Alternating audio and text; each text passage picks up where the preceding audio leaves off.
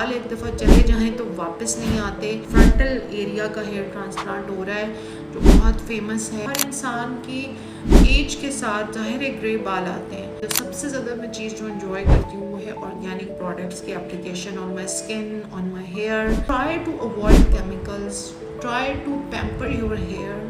बालों की जो केयर है वो इम्पेरेटिव और इम्पॉर्टेंट इसलिए है कि जब एक दफ़ा बाल चले जाते हैं ना तो फिर बालों को वापस लाना, स्पेशली अब हमारे क्लिनिक पे इस वक्त मेरे पास एक बहुत बड़ा प्रोपोर्शन है औरतों का जो फ्रंटल बाल्डनेस है, यानी यहाँ तक बाल गायब हो गए हैं। That is because of excessive hair colour, excessively जो केमिकल ट्रीटेड हेयर होते हैं या एक्सेसिवली हीट टूल्स जब आप अप्लाई करते हैं बालों पे। पोस्ट ट्रीटमेंट जो आपको आपका ब्यूटिशियन गाइड करता है उसको सीरियसली नहीं लिया जाता है, मैंने देखा है। उसकी वजह से क्या होता है कि आपकी जो लेंथ है बालों की ना पूरी, उसके अंदर से बाल टूटना फूटना शुरू हो जाते हैं, क्रैकी हो जाते हैं। हर इंसान की एज के साथ ज़ाहिर है ग्रे बाल आते हैं। सो आपने अमोनिया वाले केमिकल्स बिल्कुल यूज़ नहीं करने।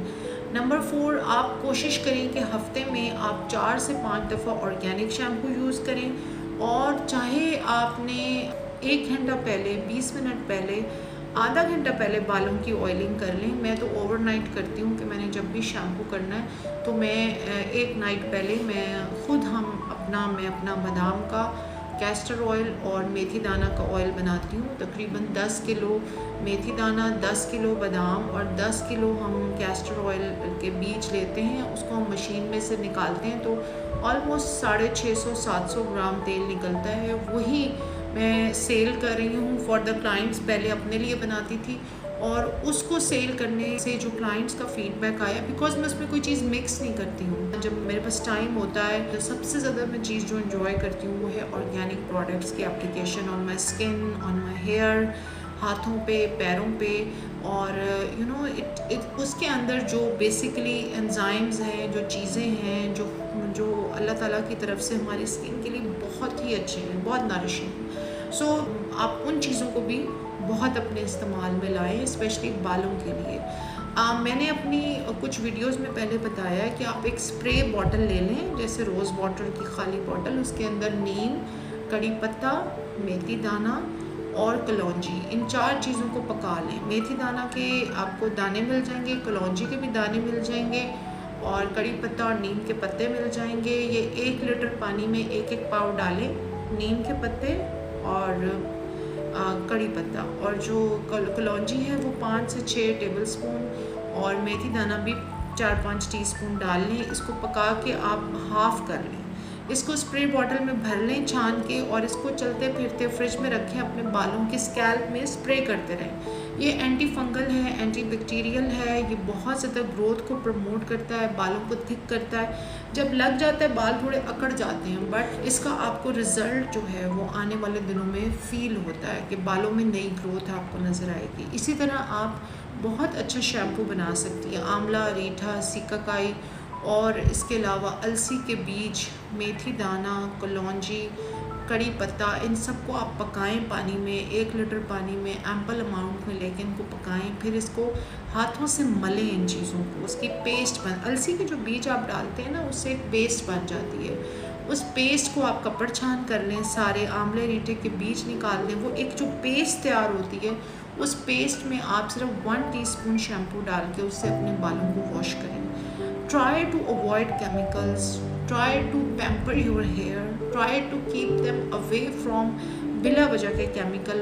और अगर आप केमिकली कोई ट्रीटेड बाल, कोई ट्रीटमेंट्स लेती हैं तो फिर बालों की आप डबल ट्रिपल केयर करें, यानी एलिक्सर्स हैं जो कि ऑयल की बहुत लाइट फॉर्म होती है, हेयर एलिक्सर्स लगा के रखें। हेयर प्रोटेक्टिव सीरम्स होने चाहिए, हेयर प्रोटेक्टिव ऑयल्स हैं हमारे पास, ओराप्लेक्स के। अच्छा, दूसरा ख़वातीन अगर केमिकल वाले बालों के ट्रीटमेंट ले लें, जैसे हाईलाइट्स हैं, लो लाइट्स हैं, स्ट्रीक्स हैं, बालियाज हैं, फिर और भी हज़ारों तरह के ट्रीटमेंट्स हैं जिनके मुझे फ्रेंकली नाम भी सबके नहीं आते, बट बेबी लाइट्स हैं, बहुत सारे तरह तरह के डाइज हो रहे हैं आजकल, बहुत अच्छे लगते हैं। अगर आप ये करें तो फिर आपका ये फ़र्ज़ बनता है कि आप फिर तेल और ऑर्गेनिक मेडिसिन अगर आप यूज़ करेंगे उस चक्कर में, तो आपका बालों का जो फैशन कलर है वो उतर जाएगा।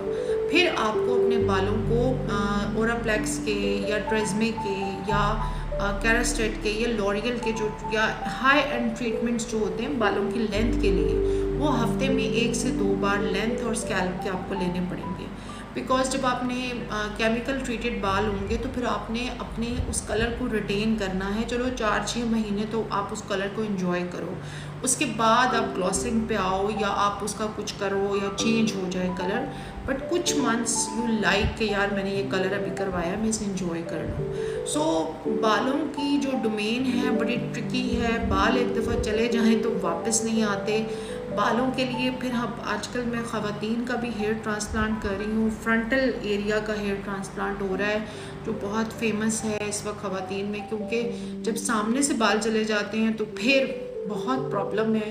बिकॉज़ फिर वो उसके लिए ख़वातीन को भी एक बड़ा वो कठिन मरहला होता है हेयर ट्रांसप्लांट का, उससे गुज़रना पड़ता है। बेहतर है कि आपको हेयर ट्रांसप्लांट पे जाना पड़े। आप नोट करें कि आपकी जो ये हेयर लाइन है ना, ये आहिस्ता आहिस्ता यहाँ से यहाँ ऊपर जाती है, और जब आपकी हेयर लाइन ऊपर खिंच रही है, आपका माथा चौड़ा हो रहा है, तो आप उसी टाइम पे बहुत अवेयर हो जाएं, जाग जाएं, अपने बालों के लिए अच्छे और अपनी न्यूट्रिशन को भी ठीक करें, नींद को भी ठीक करें, पानी के इंटेक को, कब्ज़ को, वॉक को, लाइफस्टाइल को, हर चीज़ को सीधा करें ताकि आपको एक अच्छा रिज़ल्ट एंड में मिले। क्योंकि बालों का ताल्लुक आपकी डाइट, स्ट्रेस, आपके हार्मोन्स, आपके पॉलीसिस्टिक ओवेरियन सिंड्रोम का स्टेटस, आपका insulin resistance, sugar, blood pressure, periods की इरेगुलरिटी, स्ट्रेस लेवल्स कैसे हैं, कॉर्टिसोल लेवल कैसा है, टेस्टोस्टेरोन लेवल कैसा है, ये सारी बातों को भी आपने बैलेंस आउट करना है। तो इन सब चीज़ों पे भी गौर करें। लेकिन at the same time primarily मैंने देखा है कि बालों के साथ हमारा सलूक जो है ना